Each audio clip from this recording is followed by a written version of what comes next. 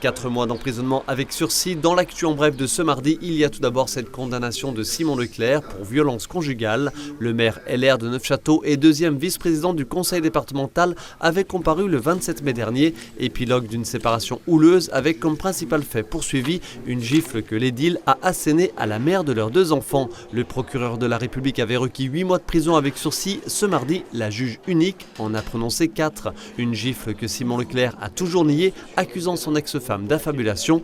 Il a fait appel.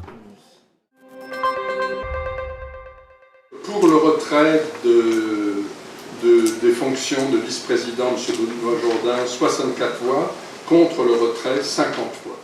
Un décompte des voix en forme d'épilogue, de nouvelles vives tensions au sein de la communauté d'agglomération d'Épinal entre son président Michel Heinrich et son ancien premier adjoint et désormais opposant Benoît Jourdain, lequel s'est vu retirer ce lundi soir à l'issue d'un scrutin très particulier sa délégation de vice-président aux ressources humaines.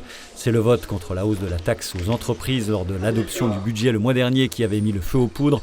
Michel Heinrich reprochant à son ancien protégé de ne pas avoir fait part de son opposition au préalable lors de la réunion de la commission des finances, de la déloyauté pour le chef de l'exécutif de l'agglo, un psychodrame inutile et attentatoire à la liberté d'expression pour le désormais ex-vice-président. Les 120 élus de la collectivité ont tranché, 50 voix contre sa destitution, 64 voix pour. Benoît Jourdain redevient donc simple conseiller communautaire.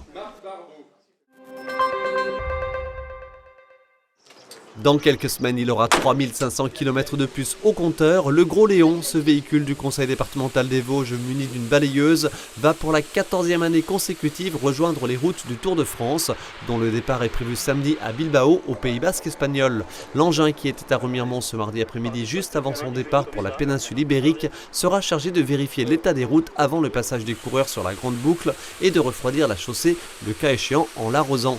Le public vosgien pourra le voir passer le samedi 22 juillet lors de l'avant-dernière étape du Tour entre Belfort et le Markstein, étape qui traverse quelques communes du département.